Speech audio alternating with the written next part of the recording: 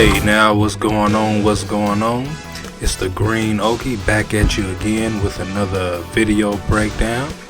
So today I want to talk about one of my favorite manga illustrators, which is none other than Akira Toriyama. So I just found out on March 28th, 2024 that he passed away at the age of 68.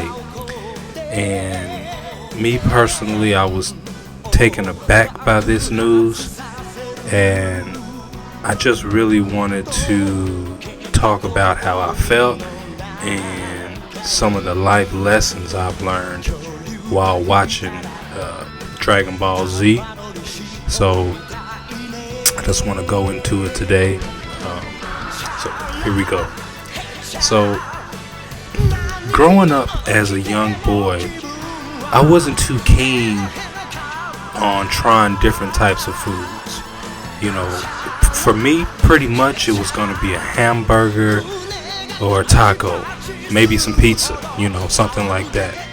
So what changed at first, and I must be honest, is Popeye. Popeye got me to eat spinach, and then since I wanted to be my dad, I started eating and starting kind of being open to different types of foods.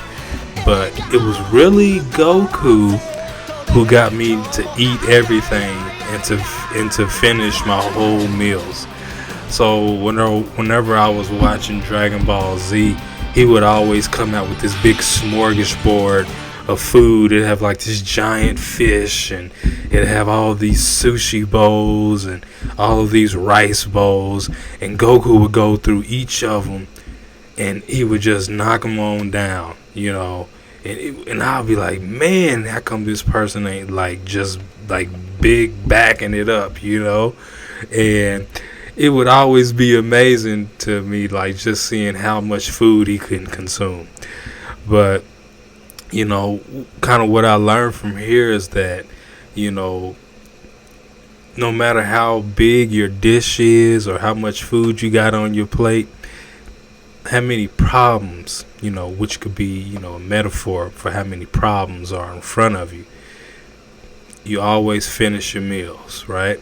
And, you always take care of your problems as a man, So Goku, as a man, he always taught me to always take care of the plate that's in front of you.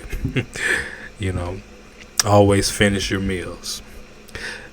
Now for the next topic, something else I learned from Goku was that no matter how bad a person or individual may be, there is always a chance for redemption. This is something that you really don't take notice of throughout Dragon Ball Z as a kid. As a young man growing up, there's so much adrenaline pumping through you and excitement and do this, do that, shoot 'em up, bang, bang, and all that type of stuff, right? That, when you look at Vegeta, it's like, yeah, Vegeta he kind of fits more in line with that thrill and, no holds bar, right? Vegeta would essentially beat you up, and then more than likely he'd kill you, right? Just depending on how annoyed he was, right? But Goku's approach was pure and reconcilable. It was a nice contrast to Vegeta. Goku didn't necessarily want power. He just wanted to know he was the best, right? And if he wasn't the best, he was going to train to become the best. Let me see. So, and Goku, it was like Goku's spirit was so innocent. He could ride a Nimbus, right?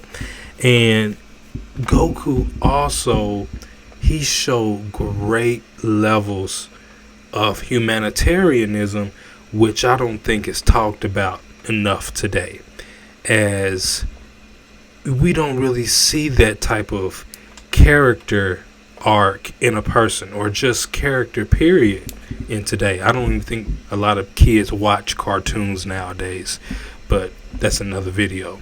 So when Goku was on planet Namek and it was about to be destroyed, and after turning into a Super Saiyan for the first time, right, which basically all of the friends that Frieza had destroyed, his whole entire race had been wiped out, and now he's responsible for the destruction of planet Namek and its people. This caused Goku to turn into a Super Saiyan, which is by far the best moment in anime history, right? And this was one of the best fights you had seen. It really leveled the playing field in Goku's favor, and it was everything that you wanted as a young child or / teenager growing up, right? So whenever Goku finally ended up beating him because of that ill-placed purple Destructo disc that, Frieza tried to get him with, what really set the tone for me and let me know who Goku was when he gave Frieza life whenever he didn't have to. Goku really didn't have to do anything for Frieza. But it was at that moment where, even though you are such a disgusting piece of crap monster, I'm still going to have a heart and take pity on you because I'm not like you. And it was during this moment that carried so much weight for anime fans, which also influenced me as a child on how I should treat people who I don't necessarily agree with or maybe even get along with. It was those type of moments that you don't notice that's being imprinted on you, and that scene during that anime, it left a long-lasting mark on my development as a human being. So I just want to say thanks for showing that moment and writing that moment out, Akira Toriyama, because maybe I would have learned it eventually in life, but it wouldn't have stuck so fervently with me if I hadn't seen that moment on planet Namek and Goku. So, and the life lesson here, of course, if I haven't said it already, is that everyone deserves a second chance.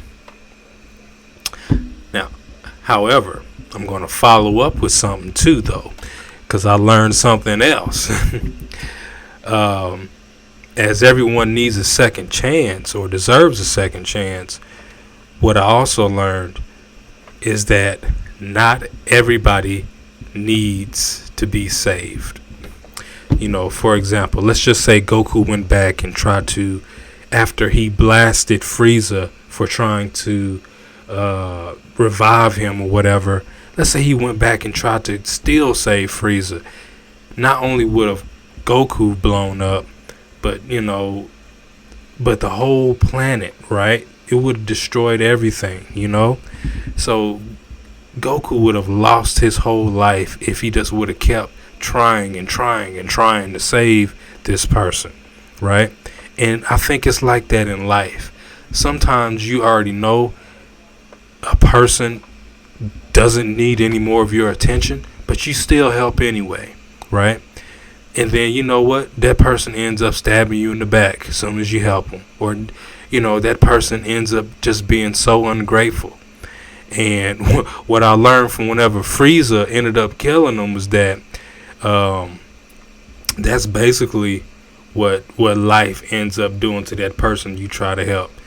That person ends up taking themselves out by some way, or essentially somebody else is going to come and do it for them, right? And we like to try to always do the right thing for the most part, but sometimes you just have to leave people to their own devices. So what Trunks showed me in this scenario is that, hey, you know, you can't save everyone. Some people just need to be left alone. So for my next point, my next life lesson that I learned from Dragon Ball Z is that during the Saiyan saga, Goku and Piccolo had to go against Raditz, which is Goku's brother. And during that time, he wasn't as strong as he was in today's Dragon Ball Super with the Ultra Instinct, right? So long story short, his son Gohan ends up being taken from him by his brother Raditz. So what Goku had to do then was basically team up with Piccolo and try to take down Raditz in hopes of getting his son back, right? Because Goku didn't really know if Raditz was going to kill his son or try to turn his son to a villainous monster like Raditz himself, right? So this was a very impactful moment for me, because Raditz up until that time was not only the last known member of his race, but it was also his brother. So it's like, okay, that's Big Brother. Now you got to take out Big Brother. That's really tough, right? You know, and it was kind of like a family qualm. It was, some sibling rivalry, and and then you had like, this is in your blood. It's in your blood to be a killer like me. It's in your blood to destroy things. It's in your blood to keep the family tradition alive. So it's just Goku bucking all of the norms, and saying, hey, I'm not like you. Even though we got the same blood, I make my own decisions, right? Because I'm a man. So what Goku had to do, he had to sacrifice his own body, potentially his own life, just to save his son, and most importantly, he had to stand on his ideals. So what I learned in that moment is that during times of duress, a man must still stand on his ideals, even if that means sacrifice, which as a man in today's time is very needed, as there's so much distraction and confusion and things that'll get you off your path that it's very easy to be led astray. And sometimes, you need to sacrifice some things just so you can save the most thing that is held near and dear to you, which in Goku's case was his son. Now for the next life lesson I want to talk about is, while watching Goku and DBZ, no matter how strong and tough you are, there will always be someone else who is stronger. Sometimes, as kids, we may develop a superiority complex, which may lead to bullying. But the interesting aspect about Goku is that he somehow always beats up the bullies, even though he is somewhat frail and puny compared to the people he fights, right? And with him being a lower class Saiyan warrior, which his power level was at a 10, which for Saiyan standards is very measly, right? So every time we saw Goku overcome an opponent, in our mind, not only was he overcoming an opponent, he was overcoming a bully.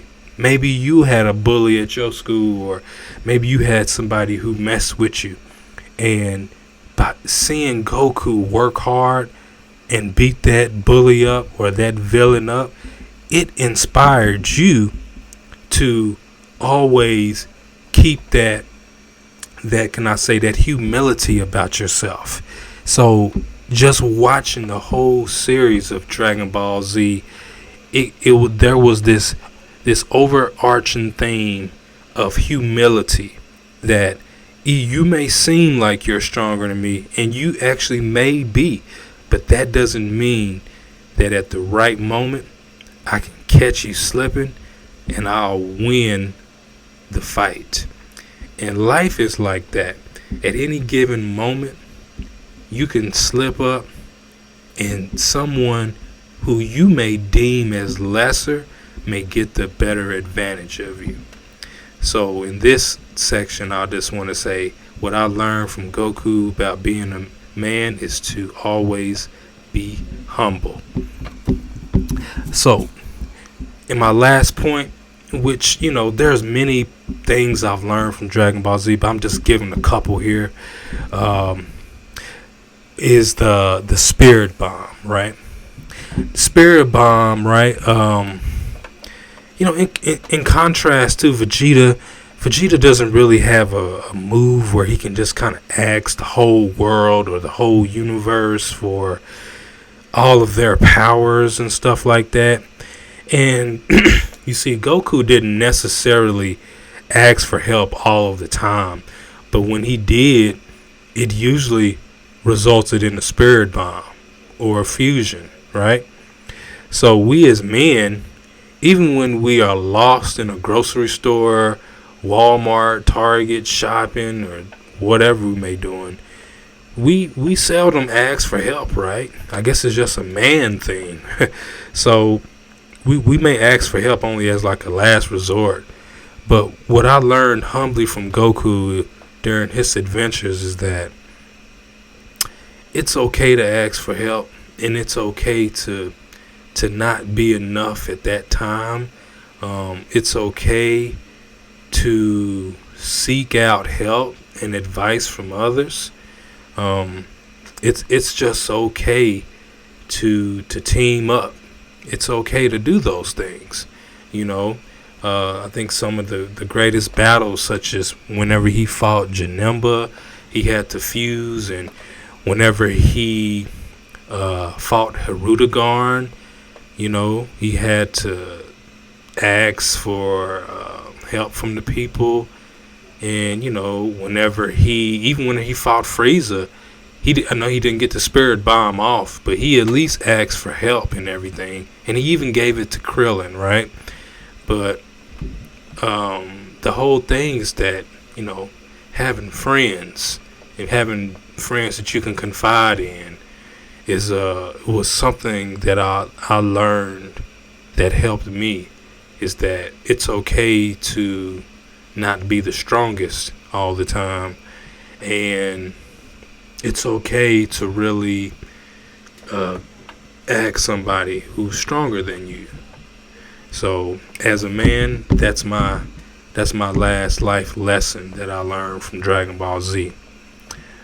So I just want to say thank you, Akira Toriyama, for all of your years of hard work.